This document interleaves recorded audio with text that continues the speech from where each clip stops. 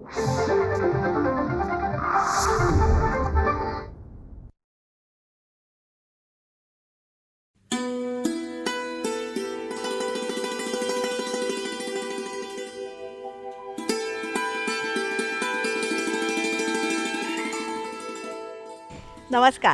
रयतेचा दरबारमध्ये आपणा सगळ्यांचं हार्दिक स्वागत.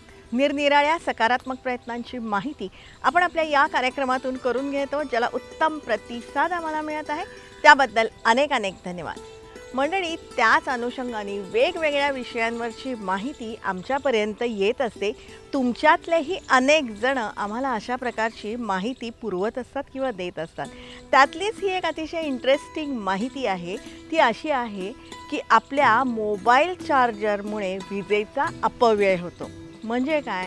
मोबाईल चार्ज झाल्यानंतर सुद्धा आपण विजेचं बटन तसंच चालू ठेवतो आणि त्यातून विजेचा अपव्यय होतो. आणि त्यातूनच मंडळी, ऊर्जा विभागाच्या म्हणण्यानुसार ह्यामधून 22 कोटी युनिट वीज वाया जाते.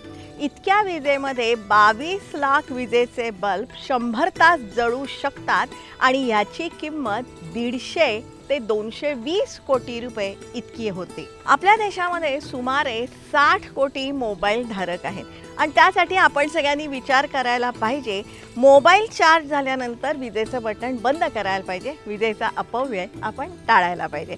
अशाच प्रकारची वेगवेगळ्या विषयांवरची माहिती जर का तुम्हाला हवी असेल ना, तर रयतेचा दरबारचा प्रत्येक एपिसोड आपण बघायला पाहिजे. त्यासाठी एकमेकांना मदत करू, एकमेकांची काळजी घेऊया आणि सगळ्यांचं जगणं समृद्ध करूया. त्यासाठीच रयतेचा दरबार.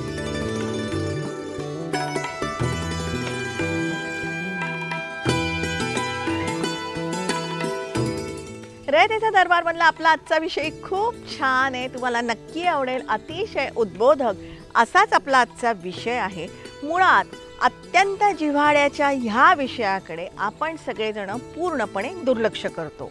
अर्थात आपलं रोजचं जगणं इतकं धकाधकीचं, कष्टाचं झालेलं आहे की इतर बाबींकडे लक्ष द्यायला आपल्याला वेळ नसतो. त्यातूनही महानगरांमध्ये राहणाऱ्यांचं जगणं तर अतिशय कष्टाचं झालेलं आहे. रोज घराबाहेर पडल्यानंतर पुन्हा सुखरूप घरी येण्याची शाश्वती महानगरांमध्ये अजिबात देता येत नाही. याचं एक उदाहरण घेऊया. आपण पुण्यातलं उदाहरण घेऊया. म्हणजे कात्रजला राहणाऱ्याला रोज हिंजवडीला जायला लागतं किंवा कोथरूडवाल्याला चाकणला जायला लागतं म्हणा, किंवा हडपसरला जायला लागतं. त्यामध्ये प्रचंड गर्दी असते, वाहतुकीची कोंडी असते, सार्वजनिक वाहतूक व्यवस्थेचा अभाव असतो, बऱ्याच गोष्टी असतात. हे सगळं आपण करत असताना आपल्या शहराचं नियोजन योग्य आहे का, हा विचार आपण करतो का हो? तुम्हाला माहिती आहे का, जगामध्ये 100 लिव्हेबल सिटीज म्हणजे राहण्यायोग्य शहरांची एक यादी आहे. त्यामध्ये आपल्या भारत देशातलं एकही शहर नाही आहे. की माणूस राहतो म्हणजे की आपण नुसतंच म्हणतो की लिव्हेबल सिटीज, राहण्यायोग्य सिटीज, आणि जगाची आपली लोकसंख्या 17% आहे आणि दरवर्षी जगामध्ये 100 लिव्हेबल सिटीज, सगळ्यात चांगल्या सुखकारक असे आनंद देणाऱ्या शहरं किती आहेत तर त्याचा तो ग्राफ काढला जातो. गेले 20-25 वर्ष त्याच्यामध्ये एकही भारतीय शहर आलेलं नाही आहे लिव्हेबल सिटी. त्यामुळे आपण काहीच करू शकलेलं नाही आहेत.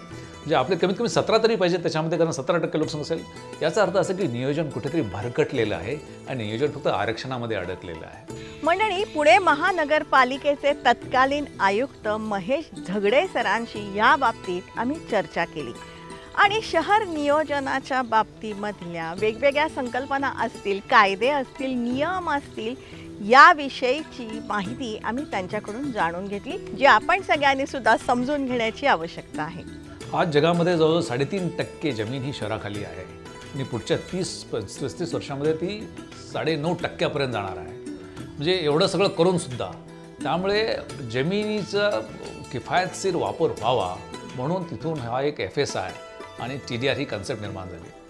आणि त्याच्यासाठी मग इतर देशाचं उदाहरण आपण देण्यापेक्षा भारताचं उदाहरण म्हणजे मग शहर विकास आराखडे तयार करायला सुरुवात झाली. महाराष्ट्रामध्ये 1966 साली प्रथम कायदा आला की MRTP act, Maharashtra regional development अधिनियम 1966 आला.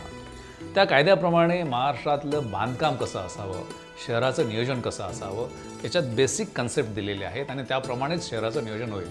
पण मंडळी, शहर नियोजन म्हणजे आरक्षण असाच आपला समज असतो, जो पूर्णपणे चुकीचा आहे. त्यामुळे खरं म्हणजे की पहिल्याने जनतेने फोकस बदलला पाहिजे की नियोजन म्हणजे फक्त आरक्षणं नाहीत. आणि आरक्षणाकडे काय झालं मग, तर आरक्षणाच्यासाठी तिथे तो पैशाचा एक फे आहे की ते एक पैशाचं वलय आहे त्याच्या पाठीमागे. आता आरक्षणासाठी उदाहरण जर पुण्याचं द्यायचं झालं, त्यांनी आकडेवारी पब्लिश केली की मला माहिती नाही, पण मी मला मिळाली उदाहरण द्यायचं म्हणून, मुंबईची तशीच परिस्थिती असेल, तर पुण्याचे 2017चा जो आरक्षणाचा आराखडा आलेला आहे, 2017 ते 2037 असेल तो 20 वर्षाचा, तर त्याच्यामध्ये तुमचे गार्डन उद्यानं असतील किंवा रस्ते असतील किंवा तुमचे ओपन स्पेसेस असतील, या सगळ्यासाठी हॉस्पिटल्स असतील, जवळजवळ 1080 हेक्टर जमीन म्हणजे 2,500 एकर जमीन तुम्हाला खाजगी लोकांच्याकडून ती घ्यायची आहे आणि मग ती घेतल्यानंतर तिथे त्याचा विकास करायचा. मंडळी, शहर विकासामध्ये तिथल्या लोकल बॉडीज किंवा महानगरपालिका, नगरपालिका यांचा फार मोठा वाटा असतो. म्हणजे शहर विकासासाठी महानगरपालिकांना प्रचंड आर्थिक निधी लागत असतो. आता नुसती 2,500 एकर जरी जमीन घ्यायची म्हटली, तर त्याच्यामध्ये 10 कोटी जरी म्हटलं एका एकरला, ते जास्त किंमत असेल, तर मग किती 25,000 कोटी किती 25,000 कोटी रुपये लागणार आहेत. मग 25,000 कोटी पुणेकरांच्याकडे आहेत का, तर नाही आहेत. बरे 25,000 कोटी फक्त जमीन घेण्यासाठीच आहेत. मग त्याच्यावरती जे बांधकाम करायचं त्याच्यासाठी तर त्याच्या 90% जास्त पैसा लागणार आहे. जमिनीचा फक्त तुमचा 10%च असतो. तो पैसा कुठून येणार आहे, तो पुणेकराकडे आहे का, तर नाही आहे. मग त्याच्यामध्ये असं झालं की हे सगळं करताना हे जे आरक्षण जर घ्यायचे असतील, तर मग ते आरक्षण घेण्यासाठी पैसे न देता दुसरं काही करता येईल का, हे त्याच्यामध्ये कन्सेप्ट आला. शहरं प्रचंड वेगाने वाढत आहेत आणि त्यासाठी बांधकामं करण्यासाठी जमिनी उपलब्ध नाही आहेत. त्यातून जमिनींवरती बांधकामं करण्यासाठी काही नियम किंवा कायदे सुद्धा आहेत. FSI म्हणजे तळपृष्ठ निर्देशांक. मंडळी, FSI हा शब्द आपण सतत ऐकत असतो, वापरतही असतो, आणि म्हणूनच FSI म्हणजे नेमकं काय ते समजून घेऊया. FSI हे एक आपण ऐकलं तळपृष्ठ निर्देशांक मराठीमध्ये, पण अलीकडे आपण मराठीत FSIच म्हणतो. तर तो तळपृष्ठ निर्देशांक काय झाला की मग एखादं शहर, आता पुणे असेल किंवा मुंबई असेल, जमीन तितकीच आहे, पण लोक येत आहे आणि त्यांना अर्थात येण्याच्या थोड्याफार संधी आहेत. त्यामुळे आपण त्यांना थांबवू शकत नाही लोंढे, आणि थांबवलं नाही पाहिजे, कारण नैसर्गिक प्रक्रिया आहे ती. त्यामुळे त्यांना जर तिथेच राहण्याची आणि व्यवसायाची संधी द्यायची असेल, तर मग तिथेच काहीतरी व्यवस्था केली पाहिजे. मग पूर्वी कसं होतं की तुमचा 1000 स्क्वेअर फुटाचा प्लॉट असेल, तुम्हाला 1000 स्क्वेअर फूट बांधकाम करता येतं. असं समजा आपण थोडं काळ चालू, ते वेगवेगळं असेल, काही ठिकाणी 50 आहे. पण नंतर मग आता काय झालं की ते 1000 स्क्वेअर फूट काय उपयोगाचं नाही आहे. मग सध्या जो महाराष्ट्रासाठी त्यांनी युनिफाईड डेव्हलपमेंट कंट्रोल रेग्युलेशन आलेलं, UDCPR त्याला म्हणतात, आलेलं आहे, ते सगळीकडे लागू आहे. त्याच्यामध्ये त्यांनी दिलं आहे की बेसिक जो तुम्हाला बांधकाम करायचं ते 1.10, म्हणजे 1000 जर असेल तर तुम्हाला 1100 तिथे बांधकाम करता येईल. हे तुमचं बेसिक झालं. तिथे तुम्हाला काही करायची गरज नाही, तुम्ही प्लॅन टाकला, मार्जिन वगैरे सोडले तर ते होतं. मंडळी, हा बेसिक FSIचा नियम आहे, पण त्याचबरोबर प्रीमियम FSI म्हणजे काय तेही जाणून घ्या. पण मग आता आपण वरती जाऊ शकत नाही, कारण जमीन लिमिटेड आहे. मग त्यांनी असे 2 कन्सेप्ट आणले त्याच्यामध्ये की तुम्हाला आम्ही ॲडिशनल FSI देऊ. ॲडिशनल FSI देताना आम्ही त्याच्यासाठी मग तुमच्याकडून आम्ही काही प्रीमियम घेऊ, पैसे घेऊ त्या FSIचे. त्याला प्रीमियम FSI म्हणतात. हे कुठून येतो, तर काही नाही, महापालिकेने ठरवायचं की यांना प्रीमियम FSI द्यायचा, डेव्हलपमेंट रेग्युलेशन करायचे, झाला.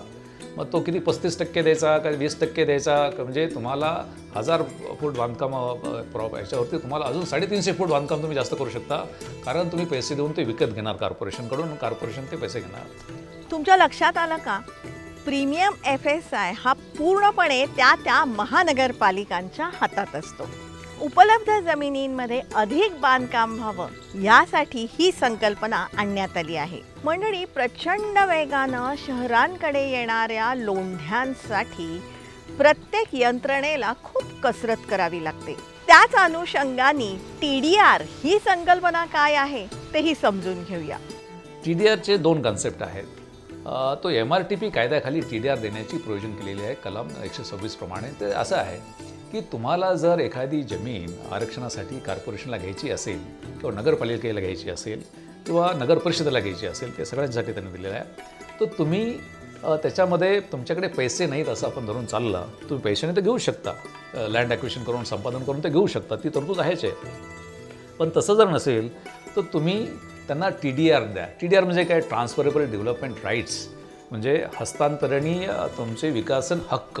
हस्तांतरणीय विकास हक्क म्हणजेच TDR, जमिनीच्या विकासासाठी असलेला एक अधिकार. हा अधिकार प्रमाणपत्रांच्या स्वरूपामध्ये विकासकांना किंवा इतर व्यक्तींना विकता येतो. ज्या व्यक्तीला हा अधिकार मिळतो ना, तो अधिकार वापरून ती व्यक्ती अधिक बांधकाम करू शकते आणि TDR विकून मूळ जमीन मालकाला आर्थिक मोबदला मिळत असतो. आता जसं आपण प्रीमियम FSI म्हटला तसंच हा TDR आहे. आता तुमचे उदाहरणार्थ की एका हॉस्पिटलसाठी एका मालकाची 1 एकर जमीन घ्यायची, म्हणजे 40,000 स्क्वेअर फूट जमीन घ्यायची आहे, तर त्याला 40,000 स्क्वेअर फुटाला तेवढं पैसे द्यावे लागणार आहेत खरेदी करायला. कॉर्पोरेशनकडे पैसे नाही आहेत. मग ते काय करणार की तुम्हाला 40,000 स्क्वेअर फुटाचे शेअर सर्टिफिकेटसारखे सर्टिफिकेट देणार, त्याला TDR सर्टिफिकेट म्हणतात. आता ते TDR सर्टिफिकेट मी घेणार, मालक घेणार, आणि मग एखाद्या बांधकाम व्यावसायिकाला त्याचा प्रीमियम FSI घेऊन तिथे परत ॲडिशनल तो जर बांधकाम करू शकत असेल TDRचा, तर तो घेऊन तो तिथे ते वापरणार आणि मग त्या बांधकाम जमीन मालकी त्याला पैसे मिळणार. यामध्ये ही विशेष तरतूद करण्यात आलेली आहे, ज्याद्वारे तुम्ही 3 पट बांधकाम करू शकता. आता हे पैसे मिळाल्यानंतर मी देण्याची व्यवस्था काय आहे, म्हणजे याच्यामध्ये तरतूद काय केलेली आहे की तुम्ही तुमचा बेसिक FSI, मूळ FSI, प्रीमियम FSI आणि TDR त्याच्यावरती लोड करायचं. आणि किती असावं, तर ते UDCAवर प्रमाणे सर्वांप्रमाणे 3 पट तुम्हाला तिथे बांधकाम करता येतं काही प्लॉटला.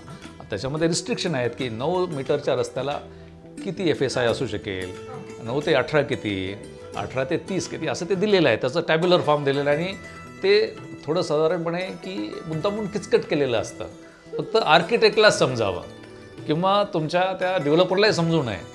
मी तर या मताचा आहे की डेव्हलपर जो असतो किंवा मालक असतो त्याच्या बायकोलाही गृहिणीलाही समजावं, इतकं सोपं पाहिजे ते.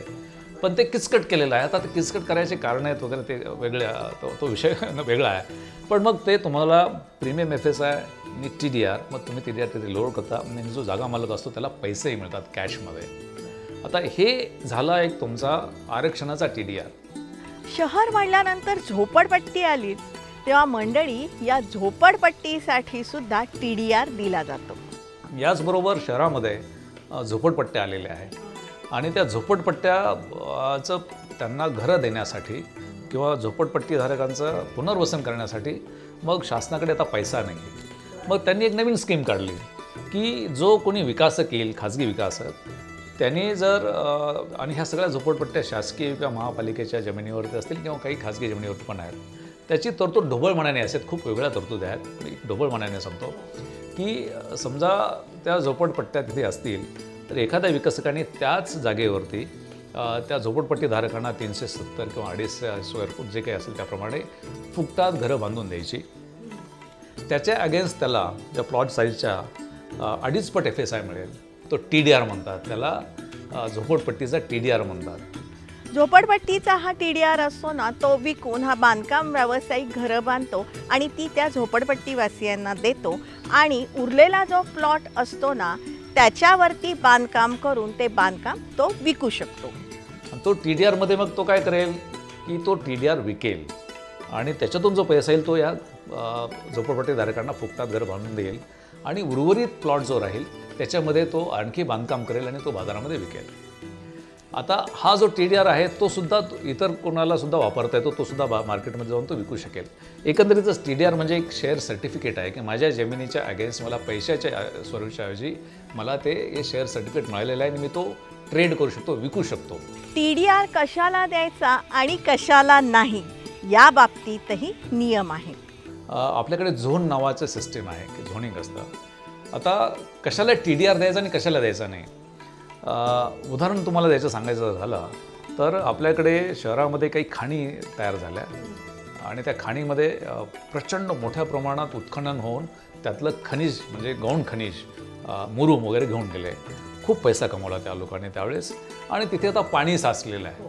आता पाणी साचलं म्हणजे ती वॉटर बॉडी झाली आणि डेव्हलपमेंट प्लॅनमध्ये वॉटर बॉडीला FSI नसतो, ती वॉटर बॉडीच आहे. मंडळी, TDR देण्यामध्ये आता नवीन नियम आलेले आहेत. या नियमांची जर का काटेकोर अंमलबजावणी झाली ना तर त्या महानगरपालिकांची आर्थिक बचतही होऊ शकते. त्यामुळे हा जो विषय आहे की TDRची गरज आहे का, तर आहे. कारण याच्यामध्ये तुम्हाला जर जमिनी घ्यायच्या असतील तर त्याच्यासाठी तुमच्याकडे तेवढे साधन संपत्ती नाही आहे, पैसे नाही आहेत. पण ते देताना जे काही घडतं ते व्यवस्थित घडलं पाहिजे. आता दुसरी गोष्ट अशी आहे की आता नवीन डेव्हलपमेंट कंट्रोल रेग्युलेशनप्रमाणे तुमची 1 एकरपेक्षा जर मोठा प्लॉट असेल डेव्हलप करायला तर तिथे 5% ॲम्युनिटी स्पेस सोडावीच लागते. हां, आणि मग तसं वाढत जातं ते की 10% ते जातं. तो सुद्धा रिझर्वेशन्स आहे, तो सुद्धा तुम्हाला फ्री मिळतो कॉर्पोरेशनला. तो फ्री मिळाल्यानंतर तुम्ही तिथे इस्पितळं करू शकता, तिथे शाळा करू शकता, तुम्ही इतर ॲम्युनिटी करू शकता. पण तसं होत नाही. मग त्याचा आराखडा आयुक्तांनी करायचा असतो की त्या भागामध्ये असे 5% किंवा 10%चे किती क्षेत्र येणार आहे, त्या क्षेत्रावरती तिथे ॲम्युनिटी करायची. त्यामुळे तुम्हाला आरक्षणाच्या जागा तशाही कमी लागतील मग ह्याच्यामध्ये आणि TDR कमी लागेल. पण तसं होत नाही. शहर विकासासाठी जे आरक्षण टाकण्यात येतं ना त्यालाही विशिष्ट मुदत असते. आता याची प्रक्रिया अशी आहे की तुम्हाला एखादं आरक्षण केलं तर ते 20 वर्ष ते आरक्षण राहतं. कारण डेव्हलपमेंट प्लॅनच तुमचा 20 वर्षाचा आहे. पण कायद्यात अशी तरतूद आहे की मी किती दिवस वाट बघायची, मी जागा मालक म्हणून किती दिवस वाट बघायची. खरं म्हणजे की 2 प्लॅन पिरियड जाऊन काही जागा आलेली नाही आहेत. म्हणजे 1987 पासून ते 2007पर्यंत आणि त्यानंतरही ते ॲक्वायर केलेलं नाही आहे. म्हणजे 20, 30 वर्ष ते 40 वर्ष ते सुद्धा राहिलेले असतात, आरक्षण टाकलेलं असतं आणि तो माणूस काहीच करू शकत नाही. पण त्याच्यामध्ये अशी एक तरतूद आहे कायद्यामध्ये की 10 वर्षानंतर, म्हणजे 10 वर्ष काहीच करायचं नाही, 10 वर्षानंतर जर कॉर्पोरेशनने जागा घेतली तर मी नोटीस देऊ शकतो की तुम्ही घेणार आहात की नाही. नसेल घेणार तर मला ते माझी सोडून द्यावं आरक्षण आणि ते आरक्षण लॅप्स होतं. ही पण त्याच्यामध्ये तरतूद आहे. एकदा एखाद्या जमिनीवरती आरक्षण टाकलं, त्याचा TDR दिला की त्या जमिनीची मालकी त्या महानगरपालिकांकडे असते. तुमचा 20 वर्ष तो आरक्षण तिथे असतं. पण ज्या दिवशी तुमचा डेव्हलपमेंट प्लॅन मंजूर झाला त्या दिवशीसुद्धा तुम्हाला TDR मिळू शकतो. TDR मिळाला की त्या जमिनीची मालकी ही महापालिकेची होती.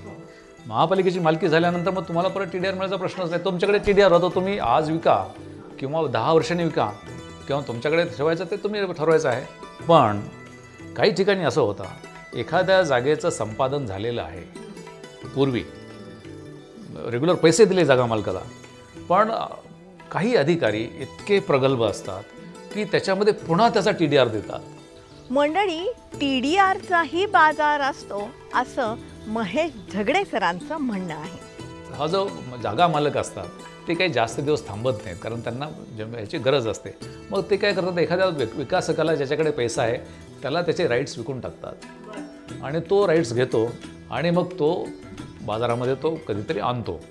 ते आणताना आणखी एक मोठं असं हे घडतं की आता बाजारात TDR आहे आणि खूप जर त्याचा सप्लाय झाला तर मग त्याच्या किमती कमी होतात ह्याच्या, आणि मागणी कमी असेल आणि सप्लाय जास्त असेल तर त्यामुळे मग काही वेळेस ती जी यंत्रणा असते तो TDR देण्याचंच थांबवते. कारण त्या लोकांचा फायदा व्हावा म्हणून की बाजारामध्ये शॉर्टेज व्हावं, आणि ते शॉर्टेज जर झालं तर मग त्यांना प्रीमियम मिळतो आणि म्हणून मग तिथे ते अशी प्रकरणं करीत नाहीत. आणि असे प्रकरणं जर करायचे झाले तर मग काहीतरी दुसरं काही घडतं. त्याच्यामध्ये काय घडतं हे तुम्हाला सांगायची काही गरज नाही, ते जे घडतं ही खरं म्हणजे की मोठी त्याच्यामधली एक हे आहे, चुकीची पद्धत आहे. मुळात शहर विकासासाठी एक विशिष्ट अग्रक्रम असतो आणि मग त्या अनुषंगानं जमिनी अधिग्रहित करण्यात येतात.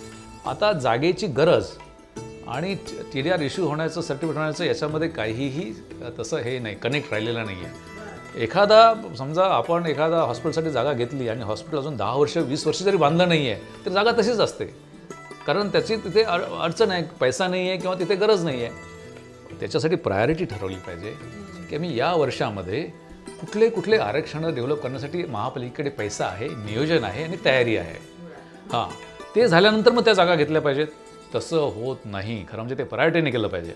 या आरक्षणाबाबतीतल्या प्रक्रिया करत असताना ग्रामीण ग्राहक आणि शहरी ग्राहक यांना यंत्रणेकडून वेगवेगळे अनुभव येतात असं महेश झगडे सरांचं निरीक्षण आहे.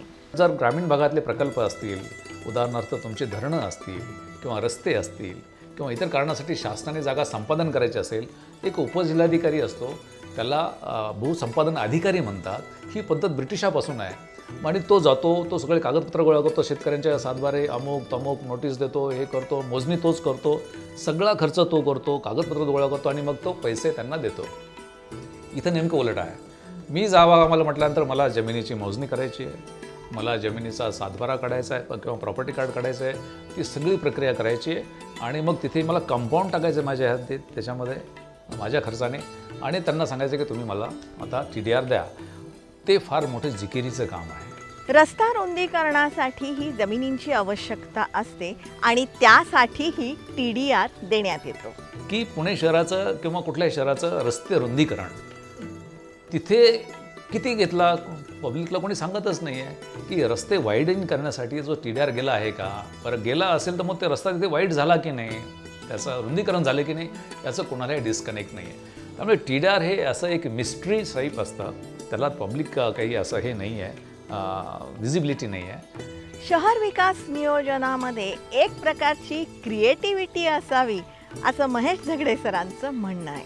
जसं पंडित जवाहरलाल नेहरूने या देशाचा पंचवार्षिक प्लॅन बनण्याचं स्वतः डिक्टेशन दिलं होतं की मला देशाचं काय करायचं आहे, तसं आयुक्तांनी सुद्धा करायला पाहिजे की माझा प्लॅन कसा. मी सुरू केला होता, मी याच्यावरती बैठका सुरू केल्या होत्या की मला पुणे शहर कसं पाहिजे ते, आणि पुण्यातील कंजेस्टेड एरियामध्ये सुद्धा की जो प्लॉट असं 2 रस्त्यांनी असा विभाग होतो, एकच प्लॉट धरायचा आणि त्याची डेव्हलपमेंट करायची. म्हणजे रस्ते पुणे कंजेस्टेड एरियामध्ये सुद्धा जिथे आपण आता बसलेलो आहोत तिथे सुद्धा वाईड असे 18 मीटरचे 30 मीटरचे रस्ते होऊ शकतील, अशा पद्धतीचा तो प्लॅन होता. आणि मी गेल्यानंतर ते थांबवलं परत. म्हणजे हे असं आहे की हे शक्य आहे. मंडळी, TDR FSI समजून घेत असताना DP हा सगळ्यात महत्त्वाचा भाग असतो. DP म्हणजे डेव्हलपमेंट प्लॅन, म्हणजेच त्या शहराचा विकास आराखडा. हा विकास आराखडा प्रत्येक शहराला येणाऱ्या 20 वर्षांसाठी तयार करायचा असतो. या DPमुळे शहराच्या विकासाला प्रचंड चालना मिळत असते आणि म्हणूनच DP म्हणजे नेमकं काय, तो कसा तयार करण्यात येतो, त्याची अंमलबजावणी कशी केली जाते, त्यातल्या आर्थिक बाबी काय आहेत, याविषयीची सविस्तर माहिती ह्या पुढच्या एपिसोडमध्ये आपण नक्की जाणून घेणार आहोत. त्याच अनुषंगाने FSI किंवा TDR याबाबतची सखोल माहिती देणारा आपला आजचा विषय तुम्हाला कसा वाटला हे तुम्ही जरूर आम्हाला कळवा. संपर्कासाठी आमचा पत्ता आहे raytechadarbar@gmail.com. जरूर आमच्याशी संपर्क साधा. तुमच्याकडे काही माहिती असेल, प्रश्न असतील, सूचना असतील, ते तुम्ही आमच्यापर्यंत नक्कीच पोचवा. रयतेच्या दरबारमध्ये आत्तापर्यंत जे हे सगळे एपिसोड झालेले आहेत ना, 450च्या वर एपिसोड आहेत, हे तुम्ही वारंवार बघू शकता, त्या माहितीचा लाभ करून घेऊ शकता. आणि त्यासाठी यूट्यूबवरती आमची 2 चॅनल आहेत, जनतादरबार.zd आणि रयतेचा दरबार या दोन्ही नावाने आमची यूट्यूब चॅनल आहे, जी तुम्ही सबस्क्राईब करण्याची गरज आहे आणि लाईकही करण्याची गरज आहे. रयतेचा दरबार आम्ही प्रसारित करत असतो दर सोमवारी रात्री 9 वाजता सह्याद्री वाहिनीवरून. सोमवारचाच हा एपिसोड आम्ही पुन्हा प्रसारित करत असतो दर शनिवारी सकाळी 8 वाजता सह्याद्री वाहिनीवरून. सोमवार रात्र 9, शनिवार सकाळ 8 हे जे दोन्ही एपिसोड आहेत ना, हे तुम्ही लाईव्ह बघू शकता सह्याद्री वाहिनीच्या फेसबुक पेजवरून. जरूर बघत राहा, कारण आम्ही ही जी माहिती तुम्हाला सांगतोय ना, या माहितीच्या उपयोगामुळे अनेकांचे लाभ होत आहेत किंवा होऊ शकतात. हा मात्र त्यासाठी रयतेचा दरबारचा प्रत्येक एपिसोड आपण बघायला पाहिजे. रयतेचा दरबारमध्ये आपण सगळ्यांनी सामीलही व्हायला पाहिजे. त्यासाठीच एकमेकांना मदत करू, एकमेकांची काळजी घ्या आणि सगळ्यांचं जगणं समृद्ध करूया. त्यासाठीच रयतेचा दरबार.